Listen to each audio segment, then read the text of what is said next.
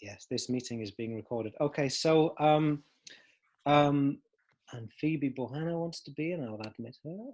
So yeah, this is strange times. So we're all on lockdown at different in different time zones around the world, and I've just learned recently that I, as you know, hate giving lectures to a computer screen by myself. So I decided that it would be great to invite some experts in to talk to us about different issues. And today I've asked my long-time distant colleague, Professor Benjamin Arditi, who is Professor of Political Science at UNAM in Mexico, to talk to us a little bit about the concept of the body as it functions in political senses or in political theory.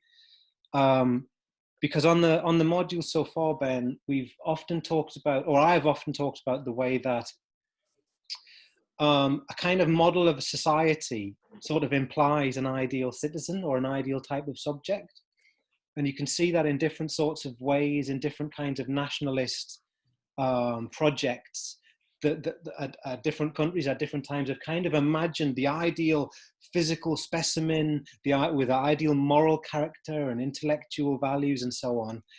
And then obviously that, so on the one hand, you've got the sense of the body as something imagined within political ideology, or political projects or propaganda. But in another sense, you also have the idea of society as a body. I mean, so I know this in terms of, like, it goes all the way back to kind of Elizabethan worldviews.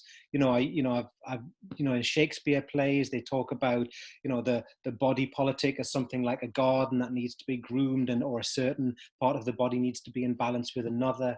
And also in classical philosophy, you have people like Plato, who argued things around like what is the ideal person shouldn't be too intellectual, otherwise they become too kind of effete and soft, but they shouldn't be too physical, because then they become brutish.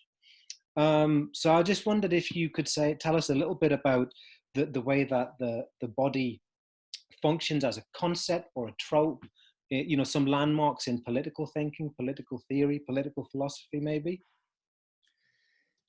I can only tell you from the point of view of political theory, which is what I do.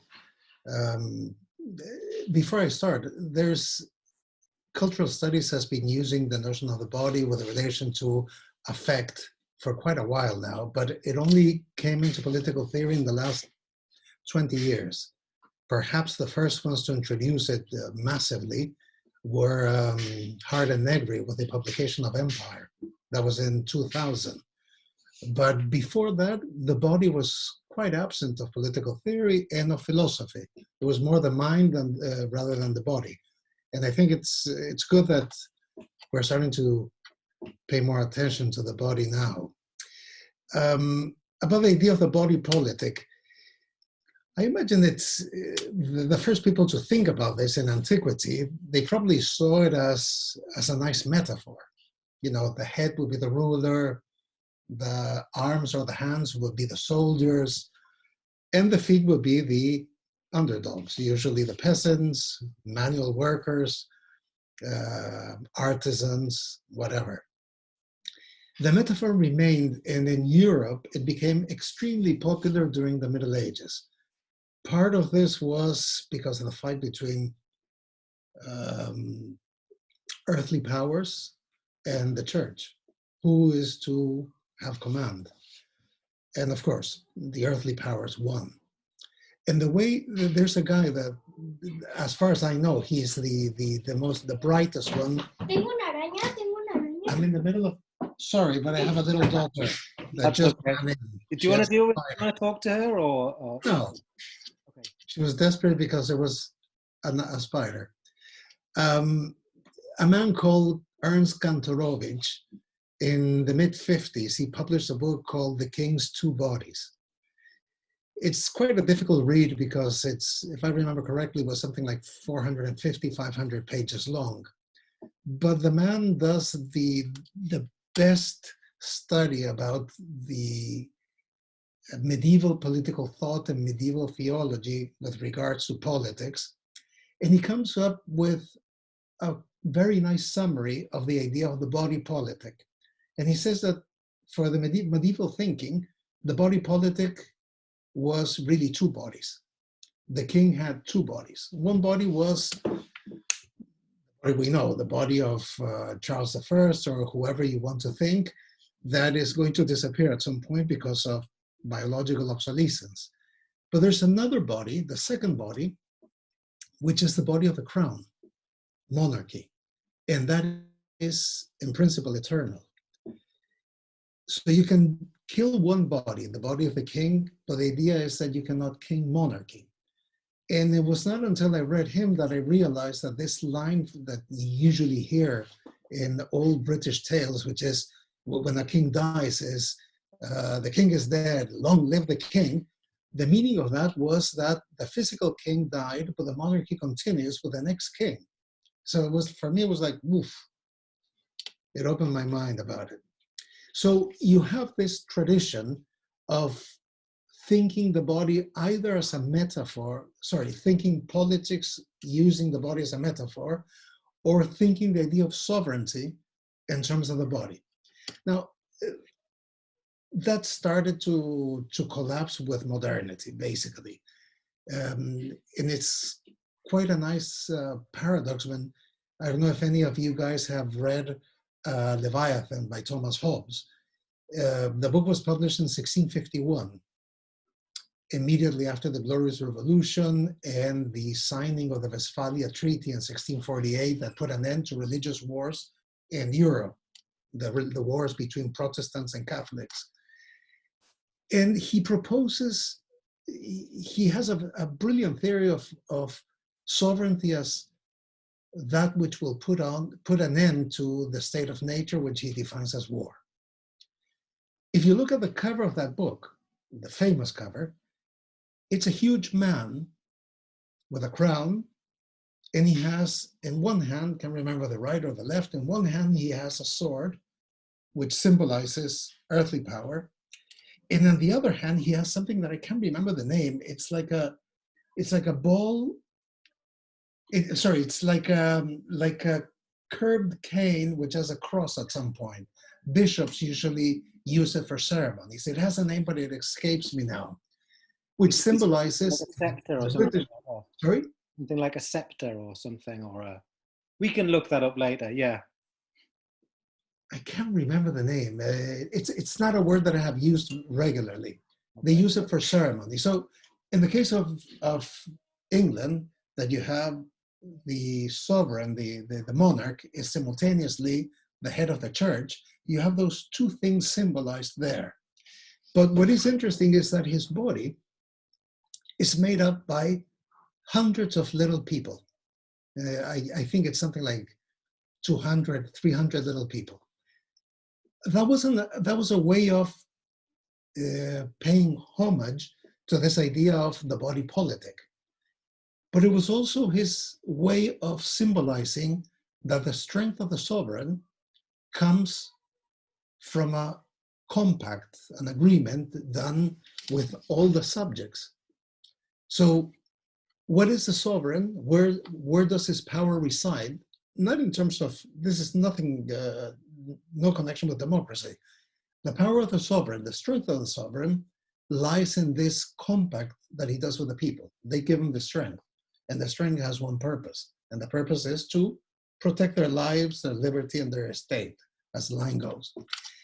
So it would seem that Hobbes is rehashing this idea of the body politic again, but while he does that with the beautiful design of the first edition of Leviathan, at the same time he says that the sovereign, since he or she is the product of an agreement, is always an artificial construction. So we start with the idea of the body, but he gives us a very modern and, I would say, prefiguring the Industrial Revolution images. He gives us an idea that this body is not it's not a natural, a flesh and bone body, the body of sovereignty, but it is a purely artificial body. That's why in the preface, or the introduction to Leviathan, he talks about the difference between what God did and what we did. God, he says, creates natural man. What we do is create artificial man, and we'll give it a name. The name is Leviathan. It's the mortal god. I don't know if you want me to go on or people Well, I want to mean, hop in. so we get the idea. I mean, there's lots of interesting themes here, I guess, in terms of the way in which the the image of the monarch is reliant on images of bodies, and then there's a kind of transcendent. There's a sort of transcendent idea of a disembodied body that that is what maintains, almost like in a kind of Platonic sense. But I'm wondering if I mean, when do you think the idea of power and the idea of the body of society as a construct, when do you think that became a really conscious idea? You know, I'm thinking of people like Lefort and Laclau, obviously. I mean, when did those kind of ideas of this is all just a construct really start to emerge? You mean the critique of the idea of the body or the rehashing of the idea of the body? I guess the critique. The critique, the source for Lefort, the source for Laclau is Lefort, and the source of Lefort is Kantorovich. In fact, I only read Kantorovich because I had read Lefort and I wanted to understand where he was coming from.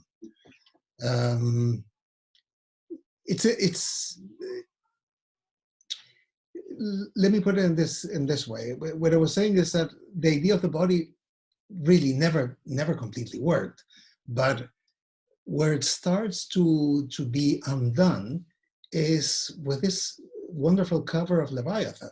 Because on the one hand, you say, yes, we have the body.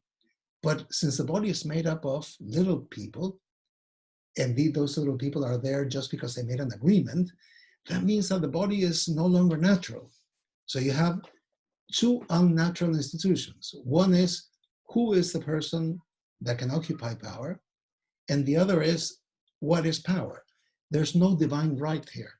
There's nothing related to divinity. So it's very secular, a very modern image for me. I'm not totally sure what happens in the 19th century, but I know that the image of the body is replaced by the image of the machine during the age of the industrial age. Not the early 19th century, but in the late 19th century, the machine was all powerful. And we see it in the writers of the early 20th century. The time machine, the trip to the moon, these ideas of H.G. Wells, this fascination with technology and with machines is part of the industrial spirit of the 19th century. Now, somebody like Lefort, what he does is he does a brilliant reading of Kantorovich and very creative, because he says, he tries to explain what democracy is. Coming from political science, you usually say, well, democracy is a government by the people. Or you say it's based on representation, or there are elections and you select people. And he says, yeah, all those things have to do with democracy, but democracy is something else, he says. Democracy is the experience of the disincorporation of power. That is, that for the first time you can imagine power without a body. And by this he means something very simple. He says, whoever exercises power can do it only because he or she has a mandate and only for a certain period of time. So he says, a class, a person, a party, or a group, a tribe, cannot appropriate power, because if they do, they have exited democracy, they abandon democracy. So for democracy to exist, power cannot be incarnated in a body. Now, for me, that's revolutionary, a brilliant reading, because it creates this idea, introduces this idea of power as a purely symbolic thing that circulates among bodies. He's never saying that there is a power vacuum. What Lefort is saying is that power has no owner, but there's people that are very powerful and they exercise power, but it no longer belongs to that body. It can be used, but it cannot be possessed. I think that that's one of the most brilliant destructions of the metaphor of the body. And the coup de grace of this idea of the body comes with the notion of network society.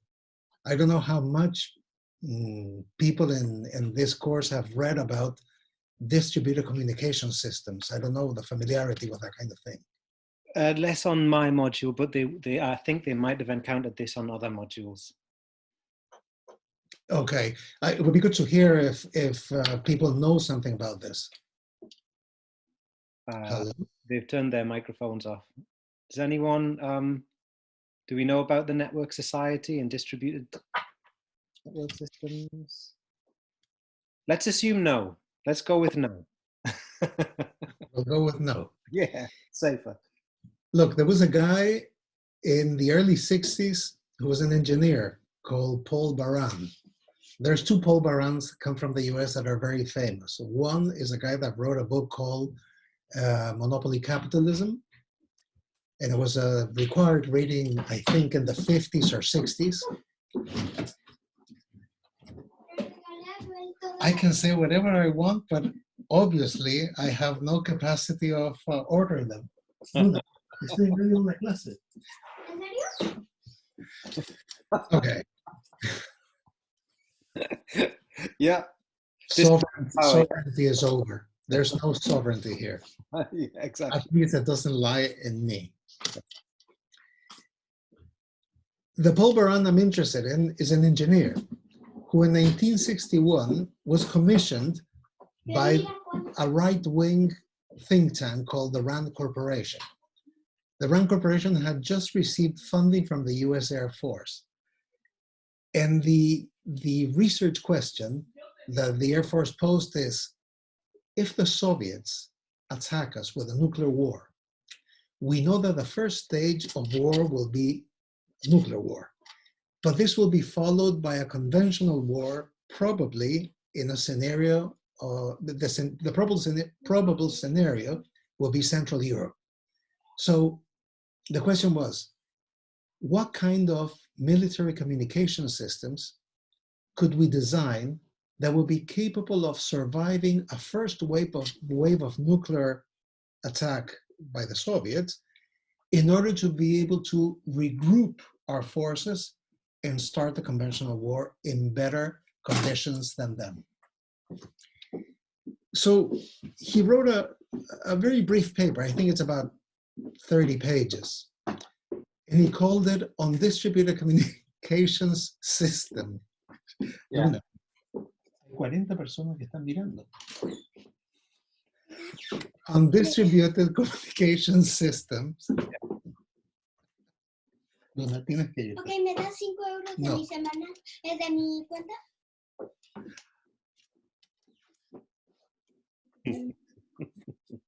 Why? Ok, chao. It's karma. It's the real. It's the real. Yes, yes, yes. The real gets into the cogs of the symbolic. Exactly.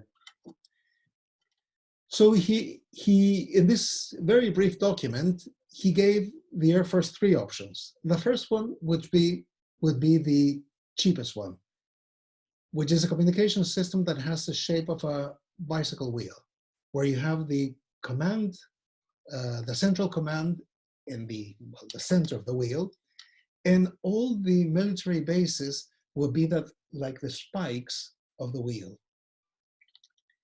So in order for one spike to communicate with the other, information had to go, the message had to go to the center to be resent. The brilliancy of this, he said, is that it's extremely cheap and it has zero redundancy. There's no repetition of information, no reiteration. The disadvantage is if we're unfortunate and one of the nuclear bombs falls in the communication center, we're lost. There's no way of reorganizing. His second model, he called it decentralized model, which is like a collection of bicycle wheels. The advantage of this is that he presents some kind of statistical probability. it has a better chance of surviving, because you cannot be that unlucky that the Soviets will know exactly where all your communication centers are. So we'll lose some, but we'll have the rest to go on. It's like a decentered system. But he says that this works on the basis of redundancy. Information has to go through a series of places before it reaches its recipient. But then he said, there's a much better system, and he called it distributed communication system, which is based on massive redundancy, and it's more expensive, but it's on the indestructible. And this system makes every single military unit a communications node. So the node has a shape, and the shape only exists because you connect the dots between them. It is as if you probably seen now with the coronavirus, you have all these computer-generated images of how the virus is spreading in different cities. So you see larger size of circles around cities that have a greater rate of infection or a higher rate of death. Now, between all these cities, you can draw a line. But if you're flying on top of over these cities, you will never see any lines connecting them. If you go from Bristol to London, you won't see a line that is connecting London to Bristol. You will only see a collection of buildings that you know because somebody tells you that it's called Bristol, and another one that's called London. So you have to imagine that the distributed communication system will work on the basis of nodes that connect with each other and that generate communication with one another. But if you imagine that there's an attack by the Soviets and several of these nodes are destroyed, this imaginary drawing of lines that we have done before will change immediately. That's something that Gilles Deleuze and Félix Guattari call rhizome. And they did this. One of the characteristics of rhizomes is that the system is recombinant. They give us a metaphor of recombination. An ant, I don't know how you call it, the place where ants live. It's not a nest. An ant's nest or an anthill, or yeah, it's an ant nest. Okay, if you destroy it, he says, you can kill thousands of ants, but as long as you don't kill the queen, the ant colony, it's a colony. The ant colony will reconfigure in a different place with the remaining ants. That is a recombinant system. In the distributed communication system, if it is destroyed, if some of the nodes are destroyed, the remaining nodes will manage to reconfigure a communication system. And that's because there's no center. It's not a single center, it's not a multiple center system, but it's a system that lacks any center. Now, the idea of Baran predated the notion of rhizome by about 18 or 19 years. It's clear that Deleuze and Guattari never read Baran, but you can see that the proposal, if you have, I imagine you would be more familiar with Deleuze and Guattari than with Baran, but if you think about this, the image that they're producing about what produces the identity of a totality has nothing to do with the body. It breaks completely with the metaphor of the body, because this is an identity that is being reconfigured continually in accordance to what you're doing together, how you're doing whatever you're doing, who wants to participate, and in the case of a military communication system, how many of the military bases are left after the attack. Yeah, so in real terms, in strategic terms, and also in terms of political organization, things like democracy, network technologies, they remove the body. I mean, people started to talk about postmodern war in the 1990s, didn't they, where war would take place without the physical proximity of bodies. So, it would be like computer game type war. And now we have drone warfare and technological warfare as well.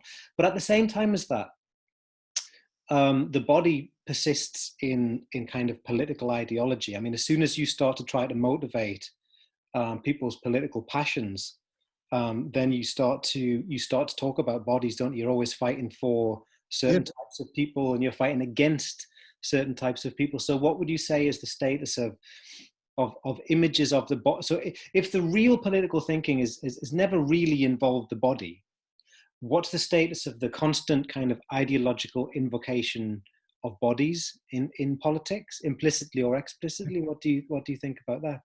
They're always there. Look, the only thing that I remember, there was a line in a film by Woody Allen called Love and Death. And in this line, he has a philosophical discussion with his girlfriend, and she's saying, it's a long reflection about whether reality exists or not, it doesn't exist. But since Woody Allen just wanted to seduce her, he comes with another line, says, look, I don't know if it exists or doesn't exist, but there's something out there that's quite noisy. That's the body. There's something out there. You can talk about postmodern warfare. You can talk about computer games, yes. Yeah. But the body will always be there.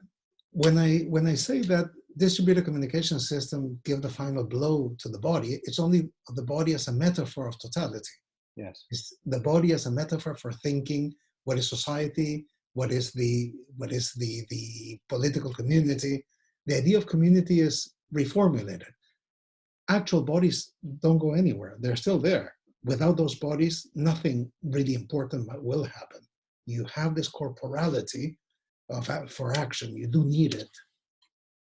Okay. I mean, there's a lot of questions. It's almost like, so I'm just trying to, so the body is just, for you, in terms of political theory, you think the body is at best a metaphor, sometimes a kind of a flag, sometimes something to organize people. What do you think about the status of people who say that in the affect theory people, ever since Deleuze and Guattari, from Foucault through Deleuze and Guattari onward, people have begun to say what Western thought is consistently forgotten about are the passions, the senses, and the affective dimension of life, and they've tried to kind of put that back in. I mean, is that even relevant to political thinking, or is that just merely kind of like bureaucratic, strategic, how do we mobilize people? Or is it just the body is gone? I wouldn't say that it's purely strategic, tactical, or anything like that. But you're posing a different question, because before we were thinking of the body as a metaphor of society or politics, and now it's affect, or the presence of the body of actually existing people, if that is relevant to think political action. If it is with regard to the first part, I would say that the body is no longer relevant as an image of totality. But if we're talking about action, yes, it is. If you think about the question of affect, if I might jump here to an example from sociology, one of the greatest sociologists is this man, Max Weber, who wrote a massive volume about the process of rationalization. And he says that the highest stage of society is the one that has the process of rationalization in instrumental rationality and all that kind of thing. And he gives us the key example is bureaucracy. Because bureaucracy functions in terms of division of labor, everybody knows exactly what they have to do, etc. And I think that sociologists were very happy with that for almost a century. But towards the end of the 20th century, I would say late 80s, early 90s, I think, or probably earlier than that, early 80s, some sociologists started to say, that doesn't really work. And they started to do the kind of research that is wonderful to read, but painful to do, which is interviewing bureaucrats, spending time in public offices, in corporate offices. And they started to discover that Weber probably said that because he came from a very highly rationalistic training, and he never worked in an office in his life. And what they found out is, let me give one example how affect works. And this is part of the patriarchal and sexist culture in which we live. what the researchers found out is that whenever a top executive or a district bureaucrat was moved to another post within the company particularly, he would take his assistants with him, his personal secretary, and the people that are closest to him. Or that would be part of the negotiation that he or she would do before taking the new appointment. And why was that? Because they knew what they liked to eat, what their working rhythm was, what they liked and what they disliked. Now, that, and on the other hand, the bosses trusted the people that they took with them, and they took them precisely because they didn't have to cover their backs. The conclusion that these sociologists reach, I'm trying to remember the name of these. I think one is Martin Albright, and I can't remember the name of the others. The conclusion that they reach is that affect never left bureaucracy. And in order to have a understanding of bureaucracy, a better understanding of bureaucracy, you have to factor into rationality the role of emotions, affects, and all the kind of stuff that was left out of any kind of academic reflection in social sciences for a while, except in psychoanalysis, psychology, and anthropology, perhaps. So for me, that is an index of things that are changing in social sciences, that we're starting to pay attention to these things. How does this reflect in politics? If you look at the mobilizations that took place in the 60s against the Vietnam War, peace and love, ludic use of sexuality, i.e. non-reproductive sexuality, whenever there was a demonstration, you would, not whenever, but very often when you had demonstrations, you would have a band playing. Now, I asked a couple of people that are older than me that participated in these things, and I asked them, why did you think about always having a band or something like that? He said, because sometimes people only came because of the fun. Some people came because, let's have a good time. They had vague ideas of why they were there. They could know that, yeah, man, it's good to be against the war. But would they really get out of their couches to go to a demonstration, take a bus, take an underground? And they thought that music was quite attractive because at least they could party there. Yeah. Now, no, keep going. Sorry, keep going. Just one thing, it's, for me, that is an understanding of that politics doesn't work only because of rational appeals, not just because we have a grand cause, but that there's other things that move people to political action, which is fun, which is your friends are going to be there, or because you think that the people that are against your friends happen to be idiots. Yeah, that was the next thing I wanted to ask about. I wanted to ask about the status of bodies in relation to like political activism or political movements, because, you know, the traditional image, I mean, in that book, Carbon Democracy, the author, whose name I can't remember, argued that really for a long time through the industrial stage of capitalism, if you have coal mines and factories and you're based on heavy industry, then workers who remove their labor and go physically on strike and stop working, they have a huge amount of power in their hands.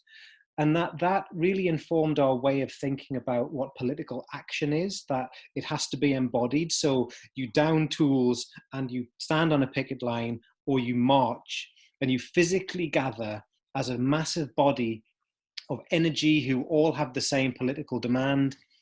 And that's a really huge, powerful force, but only if that matters. So I think, you know, in the early 21st, no, in the, yeah, like in 2000, from 2000 onwards, though you'd see enormous protests in capital cities around the world against actions, normally wars, Gulf wars. but the government would just ignore them because it's almost like it didn't matter. And people were searching for new forms of political agency that didn't seem to involve your body or actually getting up off the chair and going somewhere and gathering as a mass, as a huge body of protesters. And people look to new forms of agency like the network society that we live in, like the social networks. And I'm just wondering what you think about the status of these older forms of political action that involve, embodied forms of connection versus the newer forms where people try to use disembodied, socially mediated, technologically mediated forms of action.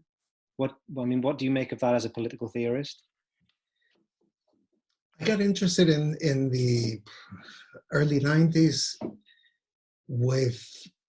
I got interested about the use of the internet for political action. So I started to read some things about it. And some of the most interesting people were people that hadn't read Deleuze and Guattari's the book where Rhizome is. Thousand Plateaus. Thousand Plateaus. And there was two groups. They were related, and both of them were based in New York. One was called the Critical Art Ensemble, and the other was called the Electronic Disturbance Theater. The Critical Art Ensemble was a collective in New York of anarchists or whatever that had read lots of Deleuze, and they were trying to use Deleuze and Guattari to think the new medium of cyberspace. And their conclusion in a book on electronic civil disobedience was that the old forms of, since capital was now mainly financial capital, and it was based on disembodied flows of information, currency, and investment, resistance by occupying space was irrelevant. We wouldn't be able to stop them just by taking over a building or closing a street as it used to be in the 60s and 70s. So they generated software. Most of them were distributed denial of service, DDS software, that what it did is you organized an attack, for example, to the Frankfurt Stock Exchange. And you got 1,000 people to simultaneously to ask to make a petition to the server in order to overload it so the server would collapse. And in some occasions, they were very successful. They managed to close down the Frankfurt Exchange for one day, or for a few hours at least. I never bought that. I never bought that because it presupposes that physicality was a secondary actor, not a central thing. Now, I think that we're reevaluating that because for a while, a lot of hacktivism, particularly in the 90s and the early 2000s, associated to the anti-globalization movement, Seattle, Genoa, and a series of other cities, they realized the limitations of purely digital interruption. They realized that there was a lot of money lost, but the symbolic and the symbolic weight of bodies assembled together for something started to come back. And those who brought it back were the people that participated in the Occupy movement, starting with Tahrir in Cairo and going to Occupy Wall Street and the Indignados in Spain. Is people assembling, I'll have to make a distinction, people assembled in a space making a difference and forcing the establishment to take them seriously. Not as interlocutors, because it was very difficult to generate interlocution when you didn't have representatives, stewards, security people, or anybody like that. So the body was coming back in terms of occupying public space and staying there, creating tent cities. In the case of the Spanish Indignados movement of what was it, May 2011, they were inspired by what happened in Tahrir. Tahrir led to the overthrow of President Mubarak in Egypt. And the people of Occupy Wall Street were inspired by the Spaniards who were inspired by the by the Egyptians. Now, what is different from what you're saying is that in the 60s, you usually blocked access to an institution or a street. In this case, was having a physical presence, almost like a passive presence, in a public piece of land, usually a park or a square. Mm-hmm. I'm not 100% sure about the consequences of the distinction between occupying a square or closing access to a university or to a company, but there is something about bodies assembled that generate an energy to try to change the world. In either case, either blocking access or just staying in a public space. Okay. You have interaction, you have discussion, and you have a life that is basically a permanent assembly. Which leads us to, I guess, what should probably be the final kind of question, which we're thinking about why we're all separated from each other and why we're all locked down, which is the coronavirus, COVID-19. And we're seeing different kinds of visions of what will happen in response to this transformation or in response to this traumatic event. And on the one hand, you have kind of utopian, visionary, kind of hopeful socialist anarchists who think that finally we'll stop flying unnecessarily, we will value the working class, we will value frontline workers, people who work in shops, people who work in hospitals, and so on and so on. The people who are now, we're regarding them as really frontline, exposed, in a dangerous position, people fighting for society with their physical presence with other people. But on the other hand, there are news reports about the way in which the implications of the fact that the only way you can manage this is through absolute social, spatial control, social monitoring, kind of biotechnological monitoring, increased autocratic powers, like really draconian police powers in certain countries in East Asia, for instance, in the Philippines, where there's a shoot to kill order. Anyone who's flouting the rules. So I'm wondering, and all of this is very much about the possibility for freedom of physical space. So if what you're just talking about is the power of general assembly, of physical body to body connection and the kind of energy and significance that generates in all kinds of ways, I don't want you to predict the future, but what kind of implications does the current global pandemic have for embodied political action? Several years ago, in your own writing, you used to like Derrida's notion of the quasi-transcendentals. That is, something that can function as a condition of possibility and simultaneously as a condition of impossibility for something. You said that the virus forces us to isolate ourselves, to keep a distance. I would modify that slightly. The first thing is that I don't know who came up with this idea, this expression, social distancing, because it is not social distancing, it's physical distancing. The second thing is that we are talking together, and I don't know how many people, if there are still people linked in or where they are, but if it wasn't because of the virus, we wouldn't be connecting. So that which separates us, the virus, because it forces isolation, is at the same time that which generates certain forms of sociability. In this case, a conversation that is taking place among people in different countries. You're in you're in Wales, I'm in Germany, and I don't know where the rest of the people might be right now. I would say the same thing with the virus. One of the first readings of first philosophers that wrote about this was Giorgio Agamben. I thought it was just one of the worst things that I read.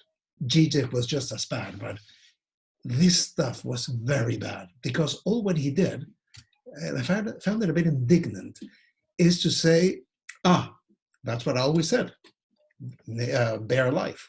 That's it. They're using the state of exception. They're using the virus to extend the scope of the state of exception that has become normalized. You see? That's what he's been saying for the last 30 years. He says that this will isolate us. No. When you see these people, of course, they're only symbolic things. They're gestures. People in Spain, in Italy, singing from their balconies in order to have a communication with neighbors whom they probably never did anything other than nod when they were passing by. When you see, I think also in the UK, people applauding frontline workers. Yeah. People that have been ordering from another country. I heard a story of Spain, people ordering pizzas for nurses and doctors in emergency rooms, have them from another country, locating via Google Maps, locating where there's a pizza place that is still working, and ordering pizzas, paying with their credit card in order to show appreciation for the work that they're doing. Now, for me, that is the opposite of isolation. It's a demonstration that the emergency for given the virus can generate the worst possible responses, as it has been happening in Mexico, that nurses have been kicked out of convenience stores because they might be sources of infection. Yeah. Doctors that have been beaten up for trying to get into a bus coming back from their shift at 5 o'clock in the morning or 6 o'clock in the morning. You have that, but you also have this amazing level of solidarity and of awareness of other bodies. You're not in a square. You're not marching through the streets. You're not in an auditorium discussing. You're not in your seminar room at the university. But people find ways of connect. There's something about having a relationship with another body, connecting with another body that is occurring in a virtual medium like this, like Zoom, but something is happening. So, as you said, it's very difficult to predict what will happen. We know that changes will come, some of them extremely bad. I'm terribly scared that corporations are realizing that they can rely on home office much more than what they thought, and it might work. And universities might think that the open university model of distance learning might be a possibility to explore to reduce costs. But at the same time, we're discovering that solidarity is still there, that bare life is not the only thing that we're getting, and that the state of exception might be an extension of the police powers of the state, but at the same time, without this state of exception, there's no way of ordering people to stay in their houses. Sometimes people won't do things voluntarily, like, for example, pay their taxes or help other people. Okay, yes. Okay, well, that's been exactly 50 minutes, which is not the normal length of a seminar. So what I will do, I will thank you now formally, then the students can leave, and then we'll chat for a few minutes if that's okay. So thank you, Professor Benjamin Arditi. That was excellent. Thank you, students. You're free to go. I will stop recording now, but stay on the line, Ben.